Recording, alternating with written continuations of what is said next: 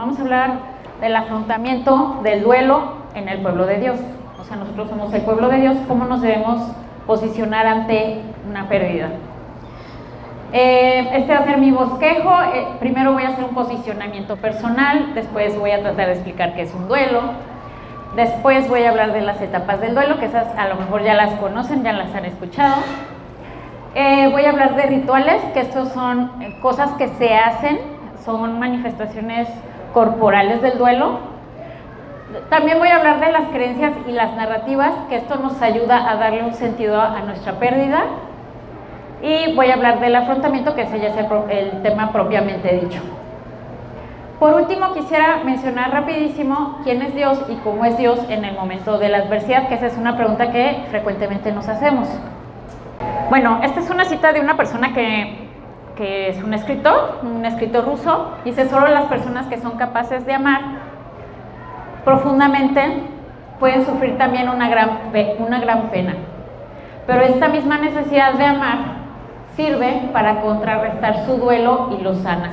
Aquí nos dice que eso puede ser una herramienta para sanar el duelo, el propio amor que tenemos por ese ser que perdimos.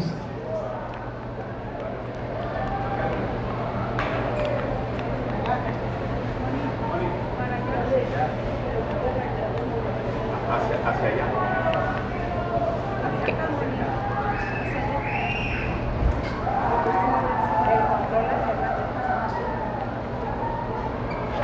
Aquí también quiero poner una cita de Job, del libro de Job, que es una cita que nos hace sentido a nuestro pueblo, a nuestra creencia, que es: yo sé que mi defensor está vivo y que él, el último, se levantará sobre el polvo.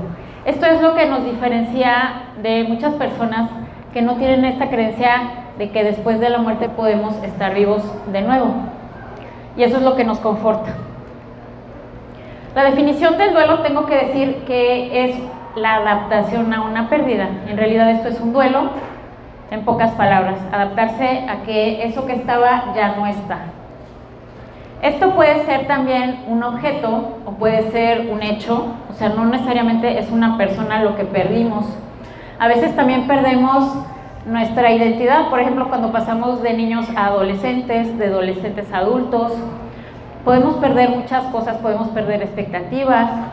Si alguien es una persona que quería tener un hijo y por algún motivo no puede tener ese hijo, eso es un duelo. Entonces yo quisiera preguntarles, y aquí me va a ayudar Ilana, a saber ustedes qué otro tipo de duelo han tenido. Si alguien me puede hacer favor de compartir. ¿Alguien que levante su mano? Aquí está Carlita. Gracias, Carlita.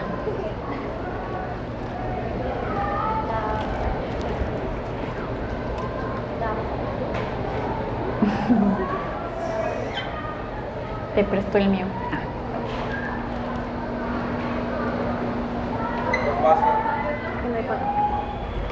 Pues cuando uno se divorcia, la pérdida de la familia.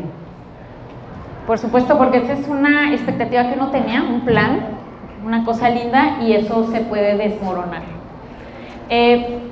Aquí, según este autor, que era Pergament, decía que puede ser la pérdida de un padre, una madre, un hermano, un esposo y un hijo, que casi siempre estos son los seres que se pueden perder y que en el judaísmo se consideran los seres más importantes.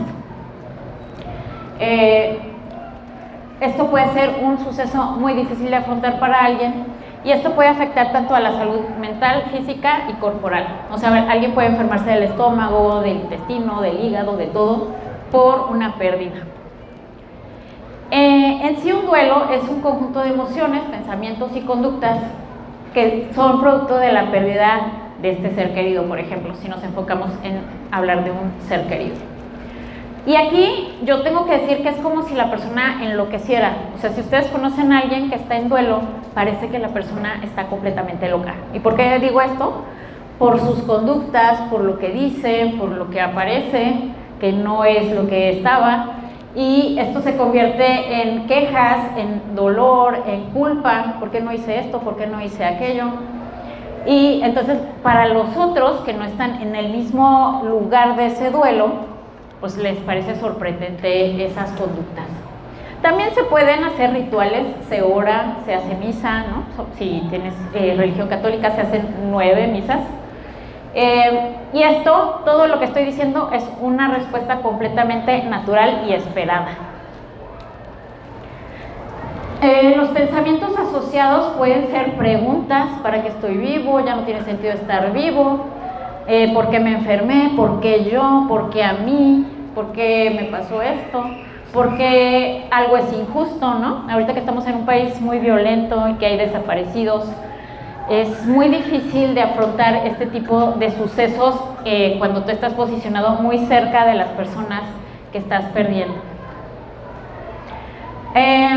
Tengo que decir algo que me comentó el pastor Ricardo cuando le hablé que iba a hablar de esto, ¿no? Me dijo que todo esto del duelo tal vez ni siquiera se estuviera hablando si estuviéramos con la vida eterna, ¿no? Porque no habría muerte, entonces no tenemos que estar hablando de pérdidas y de duelos. Y ese es el motivo por el cual esto duele tanto, duele muchísimo, porque esto no estaba en el plan de Dios. El plan de Dios era la vida eterna y que estuviéramos todos sanos y completos. Les voy a compartir un pedacito del libro de la sabiduría, que es un libro también deuterocanónico que nos puede dar algo de sabiduría, y me gusta cómo lo expresa el autor, que según la tradición era Salomón. Porque Dios creó al hombre para la incorruptibilidad y le hizo a su imagen de su misma naturaleza, mas por envidia del diablo entró la muerte en el mundo y la experimentan los que le pertenecen. Aquí nos habla pues cómo Dios no tiene injerencia en esto de la muerte, ni de la enfermedad, ni de las cosas que pasan. Sí está en control, pero eso no es cosa de Dios, es cosa del enemigo. Bueno, rápido me voy a pasar al otro tema, que son las etapas del duelo, y que es donde yo les comento que parece el que la persona está loca, porque cambia de una etapa a otra y la persona parece que está loca. Esta es una psiquiatra que describió el siglo pasado, Elizabeth Kubler-Ross, todo esto de las etapas del duelo. Son varias etapas, a lo mejor ya las han escuchado, son como muy populares que se digan, ¿no?, en la comunidad, pero no son en orden necesariamente, ¿no? Eso es algo que a lo mejor la gente a veces no sabe, que esto no ocurre en orden. Puede brincar de una a otra, puede regresar a otra y así. Entonces por eso es que parece esto una especie de locura. La primera reacción casi siempre cuando te dan una mala noticia, por ejemplo tu familiar murió, tu familiar ya no está o está enfermo, es la negación. Ahorita les voy a explicar cada una de estas etapas poco a poco. Y esto no es real, o sea, la negación no es real, de que la persona diga, no pasó, sino que es una especie de dosificación para que la persona se pueda ir haciendo a la idea de esta pérdida. Después, las personas descubren esta pérdida poco a poco, o sea, como que te vas contando poco a poquito, es como cerrar una puerta de donde te dolió mucho y poderla abrir poco a poco, según vayas pudiendo. La ira sería la siguiente etapa, que no, les decía que no necesariamente ocurre en orden, pero es donde casi siempre decimos, culpamos a los demás, por ejemplo a los médicos, a los que no hicieron esto o aquello, ¿no? Ahora que tuvimos la pandemia del COVID, decíamos es que los médicos no están haciendo su trabajo, es que el gobierno no está haciendo su trabajo, culpamos. También, siendo nosotros cristianos, podemos culpar a Dios, podemos enojarnos con Dios. Todo lo que habíamos pensado se desmorona en un momento, es como si nos movieran el piso, como si nos rompieran todo lo que éramos, se rompe un poco nuestra identidad. La sociedad casi siempre juzga todo esto como qué mal, están mal los que se enojan por esto, o sea, como que nosotros vemos al que está dolido y lo podemos juzgar. Aquí por eso les hablo de esto para que podamos tener un poco de empatía hacia esto. Hagamos de cuenta que esto es un momento de locura, esto nos puede pasar a cualquiera y es pasajero. Después podría venir una negociación que es una tregua temporal, ¿no? Donde si te dicen, por ejemplo, un mal diagnóstico, es que tienes artritis reumatoide. Entonces tú tratas de negociar con Dios si tú me das la salud, yo voy a hacer esto o aquello, cosas así. Entonces es una etapa como también de ojalá hubiera hecho esto o aquello, ¿no? Pero bueno, eso nos va acercando al final del ciclo de las etapas. Esta sería tal vez la etapa más característica, que Elizabeth Kubler-Ross le llamó depresión, pero no es exactamente una depresión como la depresión clínica, sino es un momento donde de verdad te duele lo que pasó y empiezas como a aceptarlo y empiezas a sentir que algo se rompió, Es donde todos podemos tener una cara larga, por ejemplo. Este es el momento de reconstruirnos de la nada, porque la persona que está en esta situación es como si estuviera rota, como si algo se hubiera roto y volvieras a tener que reconstruirte de la nada. Y aquí vamos a poner un pequeño video donde nuestro Señor lloró por la muerte de Lázaro. Nosotros sabemos que Él lloró porque viene en un versículo de Juan, y no sé si les puedo preguntar por qué lloró, por cierto. Ilana, ¿me puedes ayudar a que alguien nos conteste por qué lloró el Señor? Dicen que amaba a Lázaro, esa es una posibilidad. Yo tengo una hipótesis que ahorita se las voy a decir. ¿Alguien más que quiera decir por qué lloró? Carlita quiere decir, pero yo te presto el micrófono. Pero es que ya hablan de ella mucho. No, está bien. Yo creo que porque empatizó con el dolor de Jesús. Esa es otra de las hipótesis que son buenísimas, porque vio a los que estaban llorando y como él es una persona muy sensible, se conectó con ese dolor. Vamos a ver el video rapidísimo, por favor.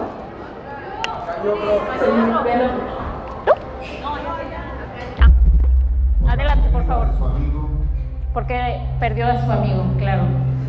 Señor, ven a ver.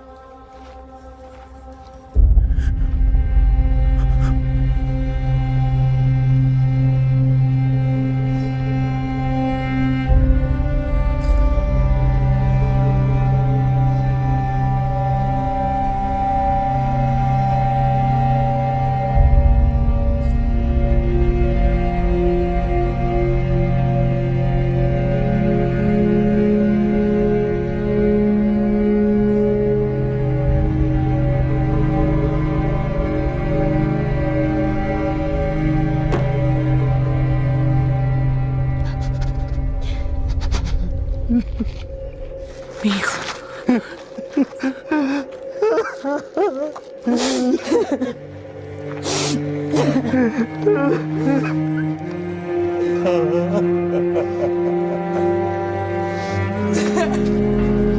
Entonces, yo la verdad, cuando vi esta escena, que yo sé que es ficción, yo me imaginé que él se estaba enfrentando también a su propia muerte, como que podía sentir que eso se adelantaba, que eso fue poquito después. Y eso hace el duelo con nosotros, nos acerca a pensar que nosotros también vamos a morir, también eso es doloroso.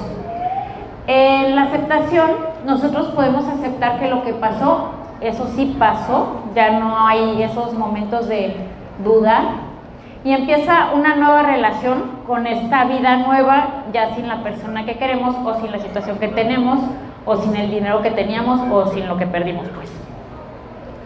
Aquí esta última frase me gusta porque dice, no basta que la situación cambie, sino que yo acepté que cambió, y esa aceptación es aceptar esto. Vamos a poner este siguiente video que es más chistoso para que no sea tan triste el tema. Su esposa está de acuerdo en que se lo diga. No es necesario, Doc. Puedo leer a Marx como un libro. Son buenas noticias, ¿verdad? No, señor Simpson. No. Si de hecho consumió el veneno del pez globo, y por lo que me dijo el chef, es muy probable.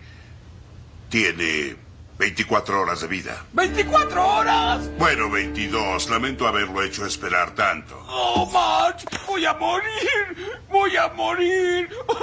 Bueno, si le sirve de consuelo, no sentirá ningún dolor sino hasta mañana por la noche, cuando su corazón explote de repente. Un poco de ansiedad es normal. Tal vez puede pasar por 5 etapas. La primera es negar. No, porque no me estoy muriendo. La segunda es la ira. ¡Ya verá usted, Doctor May! Después de eso viene el temor. ¿Después qué sigue? Súplicas. Doctor, sáqueme de esto. Le pagaré muy Y bien. finalmente, aceptación. Todos debemos morir algún día. Su progreso me sorprende. Ahora los dejaré solos. Tal vez este folleto les sea útil. Entonces usted va a morir.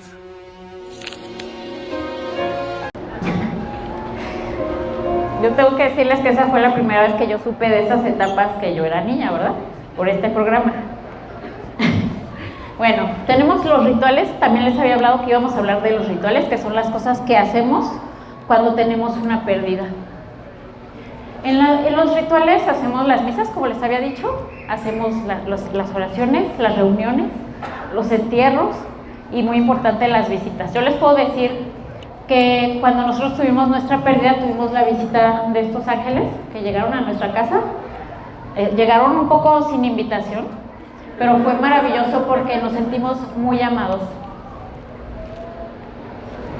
El duelo se habla de que tiene un tiempo más o menos de 12 meses, más o menos aproximado, porque esto no es así tan literal, pero ese es un aproximado para acostumbrarnos a la pérdida. En las familias es muy importante el tiempo, por eso hablé del tiempo. Las familias acomodan sus historias en el tiempo. Si ustedes recuerdan, no sé cuándo fue el cumpleaños de la mamá del año pasado, cómo la pasaron, quién fue. Estos rituales nos acomodan en las experiencias y eso nos ayuda a sincronizarnos. Hablo de esto porque en el duelo entran los rituales, pero también entra el tiempo y también entra la comunidad. En Job sabemos muy bien que al principio, cuando perdió todo, llegaron 3 amigos a visitar. No eran como los ángeles que fueron a nuestra casa. Bueno, un poco se portaron bien al principio, ¿no? Llegaron, hicieron sus rituales, que en el judaísmo, no sé si alguien sepa de ustedes qué ritual existe. ¿Qué hace la gente cuando tiene mucho dolor? Se rasgan las vestiduras, que ya les hablaré un poquito de este tema. Pero bueno, en este caso Job también rasgó su manto y ya empezó a quejarse, ¿no? Empezó a hablar del dolor. Y llegaron entonces sus amigos y no lo reconocían porque estaba todo diferente, todo mal, ¿no? Empezaron a llorar, también se unieron a ese dolor. Me gusta expresar del judaísmo porque creo que en el judaísmo no se le tiene miedo a este paso. Es muy interesante eso y se duelen y es una cosa exagerada. Ustedes recordarán cuando Jesús resucita a la hija de Jairo, pues como ya había gente llorando, ¿no? De las personas que contrataban para que hicieran el drama hacia el duelo y eso se pudiera sentir. Y eso es importante. Nosotros en esta sociedad moderna nos hemos negado a hacer este tipo de expresiones sociales.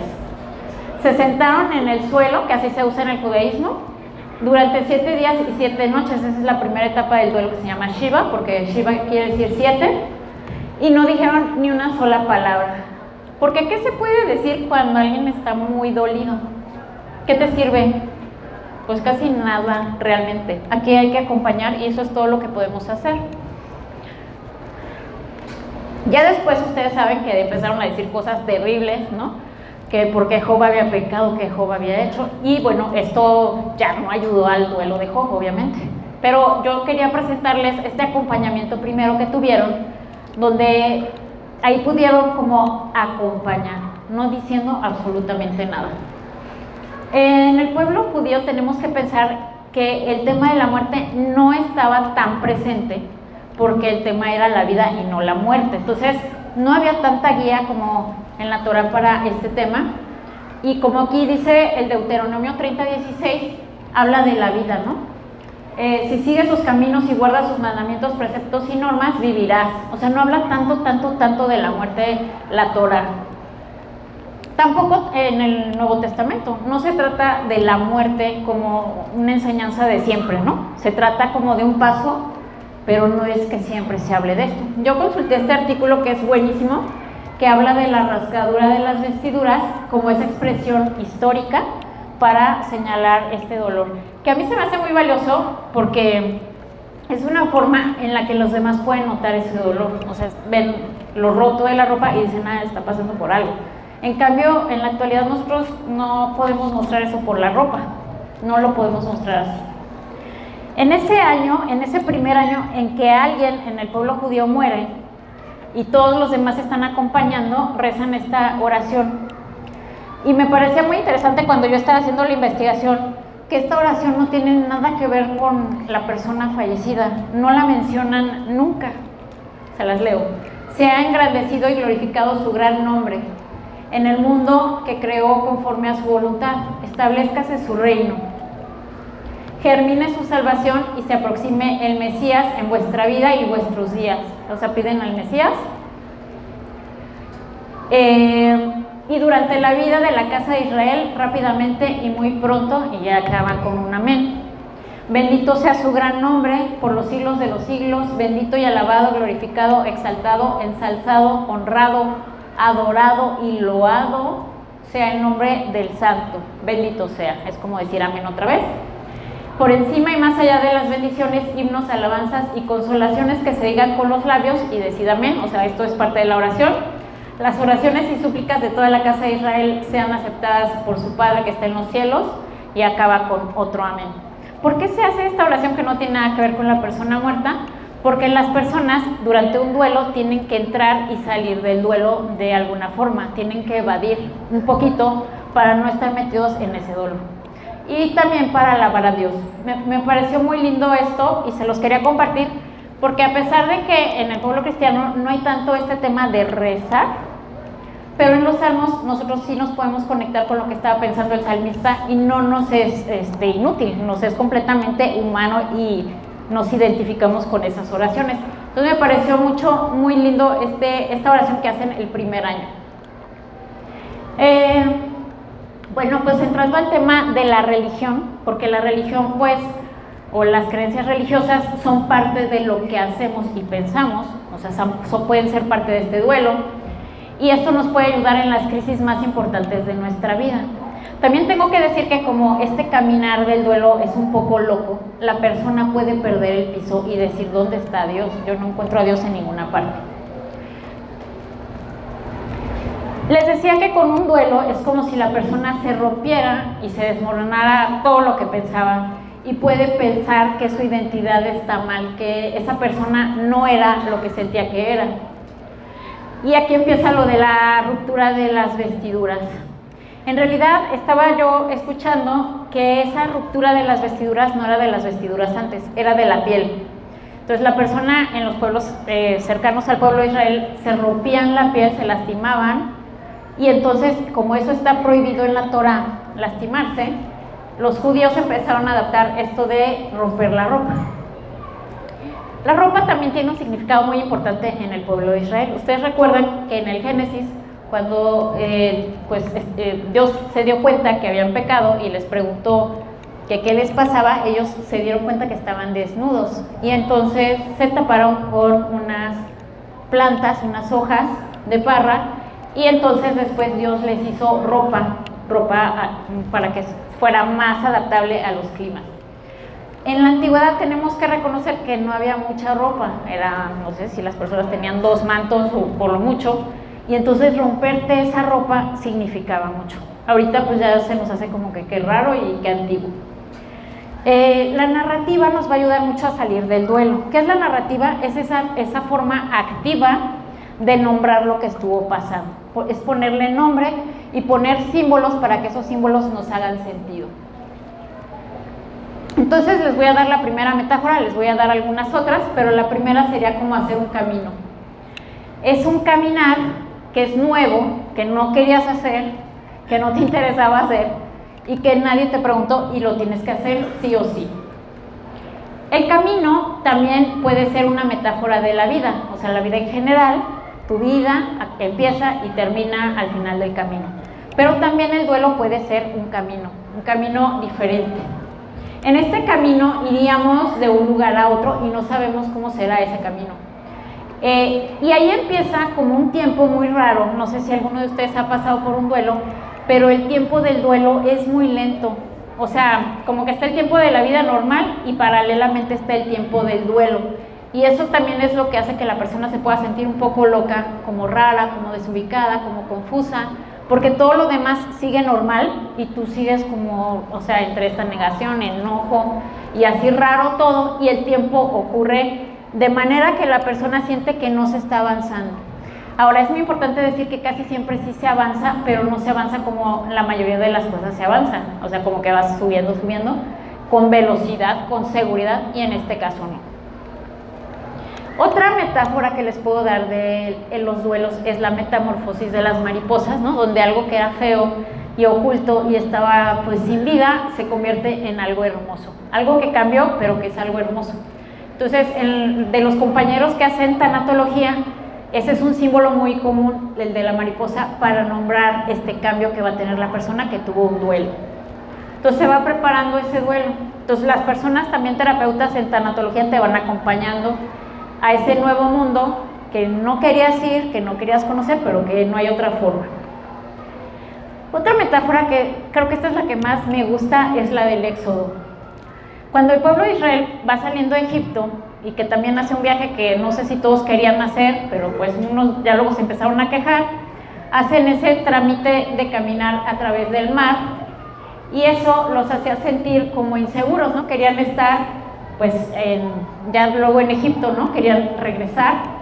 Entonces la metáfora del Éxodo nos ayuda a pensar en el duelo, como que es algo peligroso, es algo que no sabemos qué va a pasar.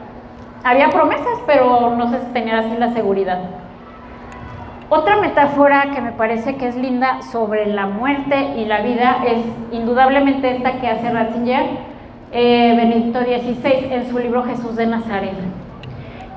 Para él el bautismo, y esto a lo mejor ya lo hemos visto en San Pablo, ¿no? O sea, no necesariamente tendría que citar esto, pero para él la inmersión es el símbolo de la muerte. O sea, la muerte donde te inmersas y sales y estás vivo de nuevo. Es como un nuevo comienzo, ¿no? Él hablaba del diluvio, ¿no? Donde todos estaban inmersos en el agua y tuvieron pues luego nueva vida. Entonces es un nuevo comienzo, esto del duelo. Si no pasas por un duelo, no sabes de lo que estoy hablando, no tienen ni idea, pero sí podemos acompañar a los demás. Y aquí, bueno, me gusta esta escena porque ustedes saben que Pedro se hunde en el agua y Jesús pues lo rescata. Esta escena me gusta en particular de esta serie porque pasan otra escena de la mujer de Pedro, que todo esto es ficción, pero la mujer de Pedro se mete a una alberca ritual judía. Y en todo lo que estoy investigando de esto de los duelos y demás, un ritual muy bueno es bañarse, o sea, sumergirse y salir de nuevo, como que sientes que has agarrado otra vida. Vamos a ponerla, por favor. ¡Esto está fortaleciéndote! ¡Y a Edén! Mantén tus ojos en mí. Quien nos reconforta en el dolor y cura las heridas de los corazones rotos.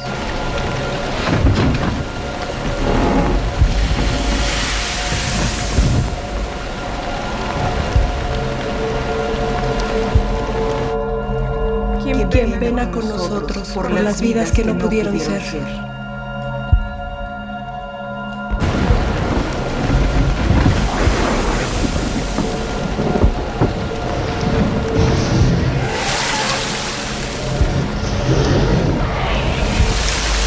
¡Me hundo! ¡Señor, sálvame! ¡Me hundo! En la sombra de tus alas encontramos refugio. ¡Va a llegar! ¡Simón! ¡Simón! ¿Lo ves? ¡Simón! ¡Simón!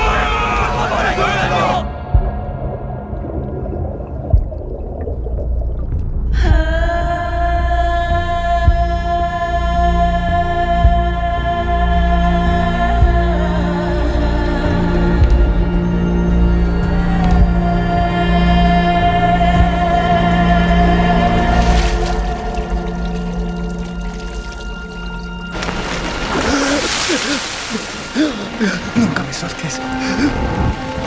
Ya te tengo, ya te tengo.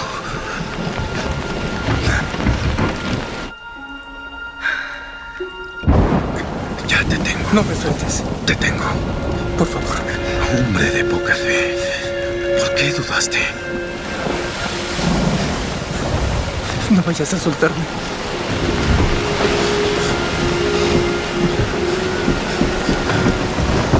Tengo muchos planes para ti, Simón. Incluidas cosas duras. Solo mantén tus ojos en mí. Lo prometo.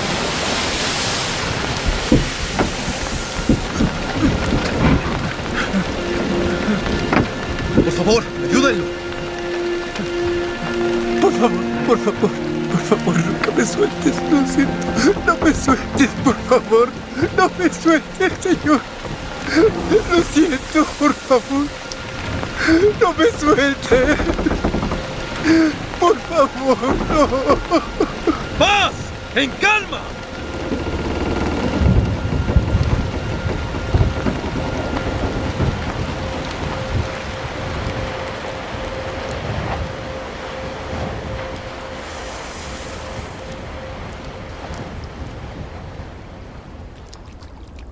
Y bueno, ese nuevo comienzo de Pedro, ¿no? Seguramente después de eso su vida fue diferente. Entonces él murió un poco y eso lo adelantó a la sensación de la muerte. Los duelos nos adelantan a la sensación de la muerte inminente. El duelo es un viaje, como les decía, en este camino que es una metáfora muy poco atento al paisaje. La persona que está en duelo no hace mucho caso de lo demás, de lo que está ocurriendo. Es como una persona un poco indiferente, pero sí que está haciendo un viaje interior, por decirlo así, observándose y encontrándose. Ahí también puedes encontrar en ese desierto a Dios. Les voy a presentar algunas narrativas para que observemos que esto del duelo, aunque no es el propósito de la Biblia, porque como yo les decía, es la buena nueva, la vida y demás, sí hay cositas que nos pueden remontar a estos dolores.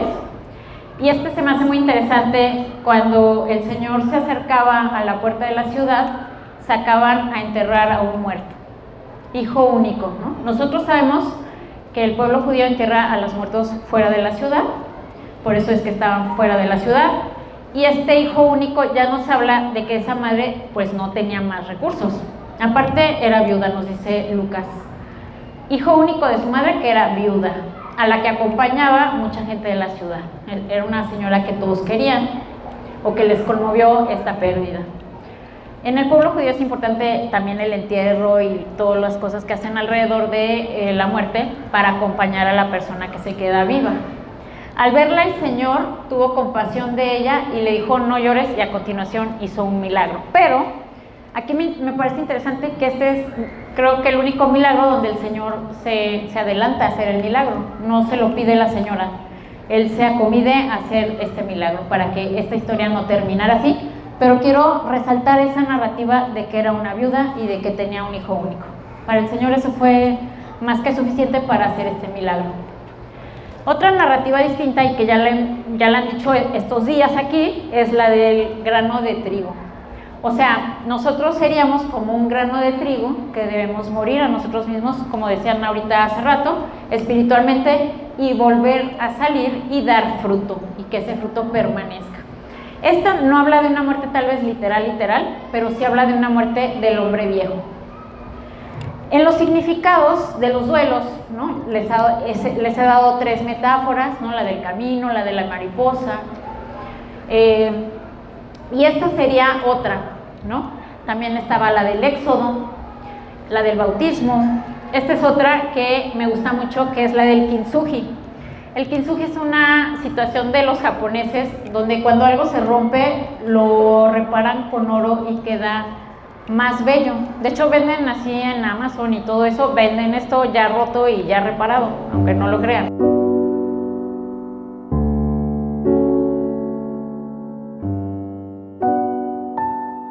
Cuenta una leyenda lo que le sucedió a un gobernador de Japón por el año 1400. Resulta que Shogun Ashikaga Yoshimasa tenía un cuenco de té de cerámica que adoraba, y un día lamentablemente se le rompió. Desesperado por esa situación, con el afán de que se lo repararan, envió la pieza a China, que era el lugar en donde unos artesanos lo habían fabricado y supuso que ellos podrían restaurarlo. Sin embargo, luego de esperar largo tiempo, sufrió una gran frustración. Aquel cuenco le fue retornado, pero no solamente estaba más feo y tanto menos refinado, sino que como lo habían reparado con ganchos de metal que no lograban sellar bien las grietas, ya no podía usarlo para la tan preciada ceremonia del té. Estaba muy apenado. Sin embargo, el gobernador no se rindió jamás. Creía con firmeza que su cuenco debía ser restaurado. Pidió esta vez a unos artesanos japoneses que trabajaran duro sobre su pieza, para hallar una solución. Los desafió a que encontraran una técnica que permitiera unir perfectamente las partes del cuenco. De ese modo nació el kintsugi, que es la reparación de los objetos con barniz de oro, la carpintería de oro. Se trata de un arte tradicional japonés que tiene por filosofía la convicción de que todo objeto que se rompe o se daña tiene una historia que nunca debe ser ocultada, sino más bien transformada, para poder convertir ese objeto en una pieza más fortalecida, bonita y de mayor valor que el que tenía originalmente. Para tal fin, la manera de reparación consiste en rellenar las grietas con oro. Cada cicatriz se resalta y se acentúa de este modo, volviéndose las partes más fuertes del objeto. El amor es el oro que nos sana. La resiliencia es nuestra capacidad potencial de superar y reparar situaciones dolorosas, de hacer que se vuelvan cicatrices con las que podamos vivir de un modo más bello, integrando en nuestra historia total aquellas situaciones que van haciéndonos quienes somos. Se trata de aprender a llevar las propias huellas de la vida y comprometernos a buscar modos saludables de encarar nuestra existencia con el fin de conducir nuestros dones personales a su mejor versión posible.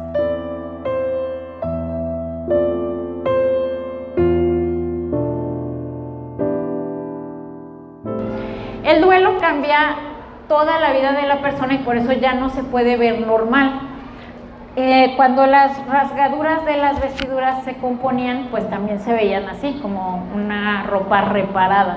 Alguien también la repara en el pueblo judío actualmente. Ese cambio nos ayuda a saber quiénes somos realmente. Y bueno, hablando de la mente y de la ciencia, pues nuestra mente tiene la tarea de organizar nuestra vida después de estas pérdidas, que pueden ser de cualquier tipo. Esta organización le va a dar un significado a nuestro hecho negativo, le va a poner unas palabras, un cuento para que nosotros estemos tranquilos. Freud era un crítico, aunque él era judío de nacimiento, de la religión y decía que era nada más una defensa que actuaba en contra de la realidad. O sea, la religión nos engaña para Freud y nos dice mentiras que nosotros queremos creer para estar tranquilos. El autor del artículo que estuve revisando, que se llamaba Pergament, decía que no, que lo contrario, que la religión nos podía ayudar y dar significado, porque lo sagrado es importante para el ser humano y que la ciencia ni otras cosas brindan respuestas a estos temas tan difíciles. El afrontamiento espiritual es una modalidad donde se utilizan creencias y comportamientos que nosotros hemos hecho aquí para aliviar los efectos negativos de estas pérdidas y también para resolucionar problemas.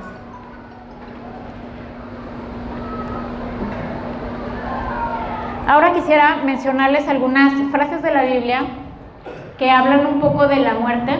No hablan tanto del duelo, pero sí de la muerte, como en este caso el pueblo judío afrontaba este tema que es difícil.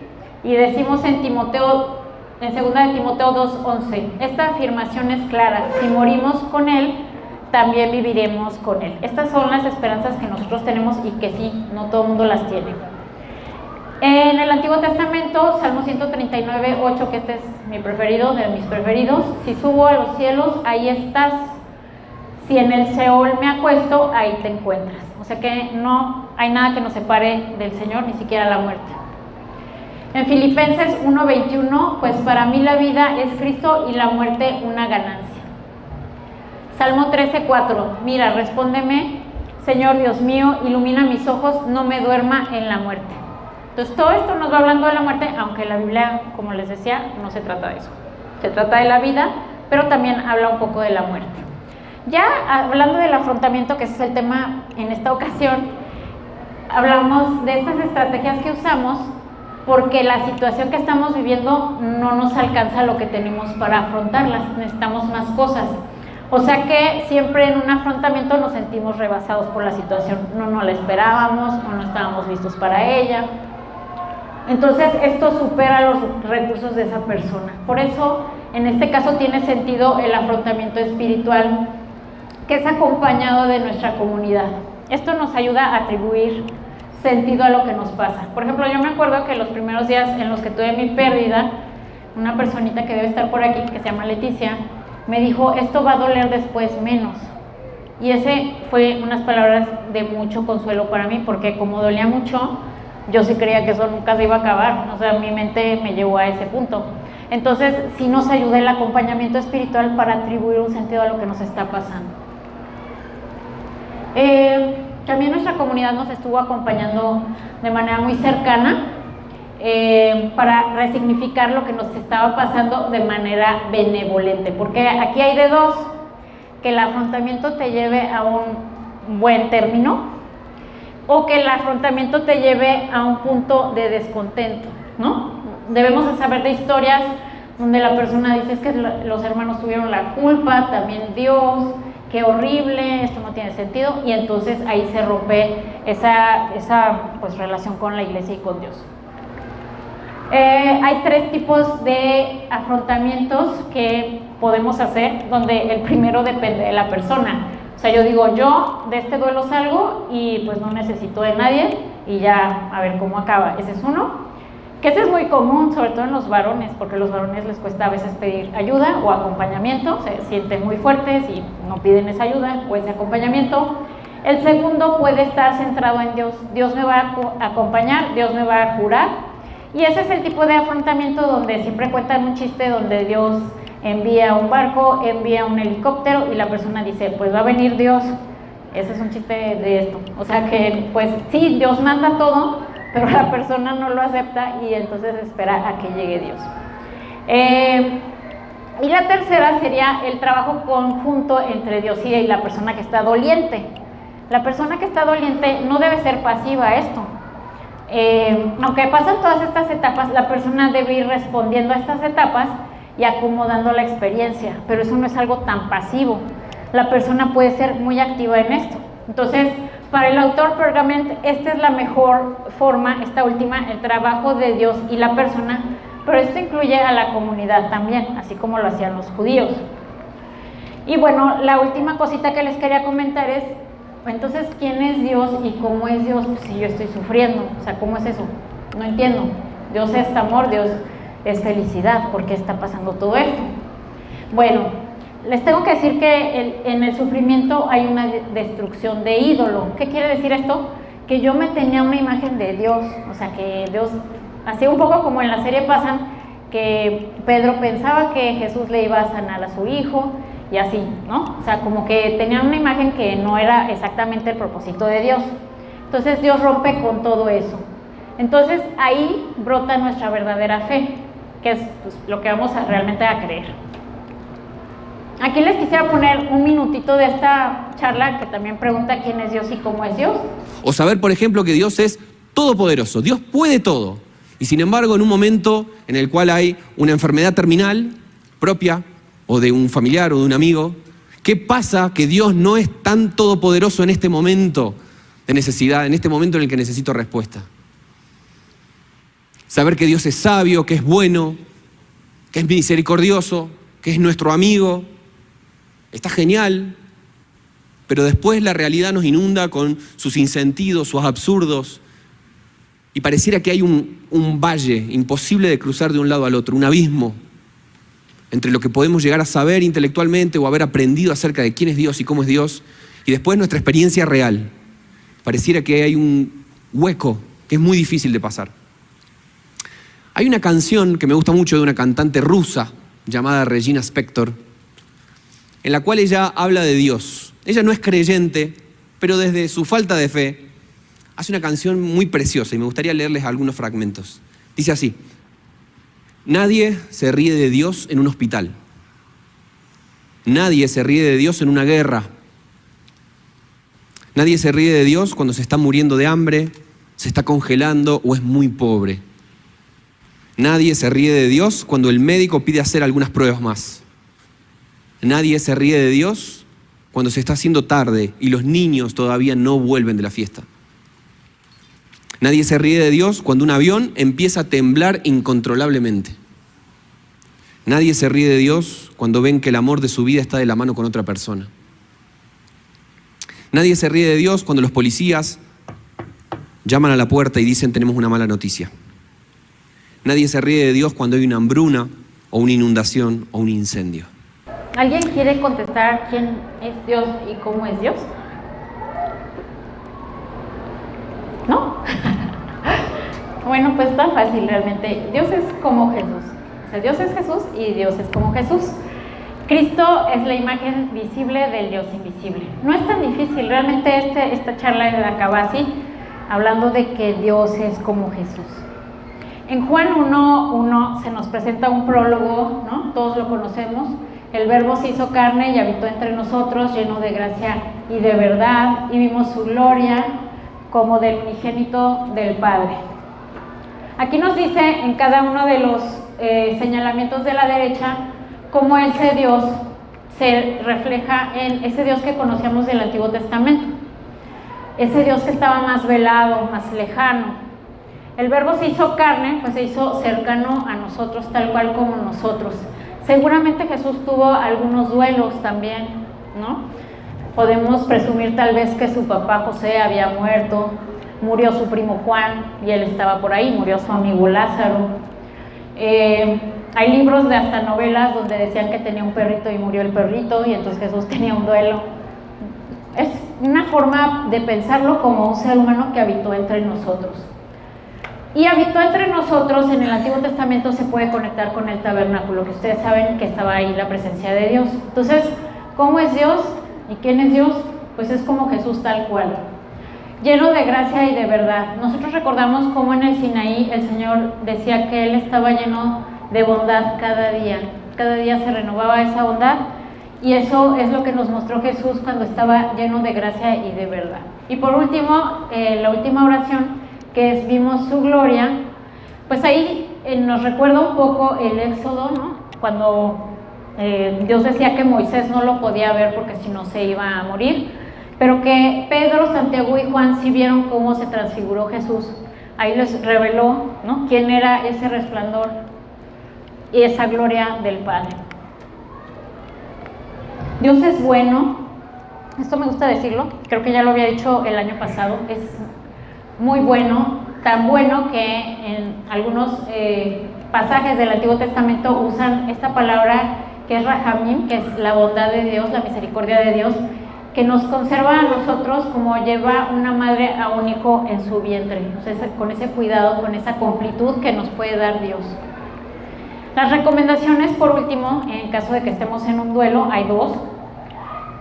Si es un duelo normal, o sea, porque ya les dije más o menos que es un duelo normal, aunque la persona parece loca, está en un duelo normal, se debe acompañar, no se debe decir mucho, no hay mucho que decir, solo acompañar. Eso nos invita a dejar de pensar en nosotros mismos y a sufrir con el que está sufriendo, claro, pero eso, bueno, se puede regresar después, ese acompañamiento. En un duelo complicado, que les explico que es un duelo complicado, pueden ser pérdidas múltiples al mismo tiempo, pueden ser dificultades en ese proceso por alguna otra cosa, o una muerte totalmente inesperada, como a veces ocurre con los niños. Eso puede ser un duelo complicado, y ahí sí se sugiere la psicoterapia tal cual, o sea, con profesionales, y también el acompañamiento, pero también con profesionales. Mi conclusión es que el sistema de nosotros de creencias nos da un sentido y un significado a lo que se ha vivido, y claro, a la vida en general. Es como esa vasija que se ha reconstruido, o esa ropa que se ha reconstruido y va a seguir adelante. También, pues esto de rasgar las vestiduras, y como conclusión quería mencionarlo porque se me hizo muy bonito, el pueblo judío no solo se rasgaba las vestiduras cuando alguien moría, también en algunos casos mencionan que era por arrepentimiento. Entonces, me gustó desde ese punto de vista. Sería las rasgaduras de vestiduras que el Señor esperaría de nosotros. Dice el Señor: vuelvan a mí con todo corazón, con ayuno, con llantos y con lamentos. Eso es como un duelo. Rasguen su corazón, no sus vestidos, y vuelvan al Señor su Dios, porque Él es bondadoso y compasivo. Le cuesta enojarse y es grande en su misericordia, envía la desgracia, pero luego perdona. ¿Qué tal? Esto es todo lo que consulté. Este es un dibujo que hizo Rich, no está Rich, es una maravilla, es de Morita. Todo lo que consulté está aquí, incluyendo la conferencia, que si quieren verla completa es maravillosa. Y estas son todas las personas que nos han acompañado en este duelo, incluyendo al Señor, claro. Agradezco mucho su atención y es todo. Que Dios les bendiga.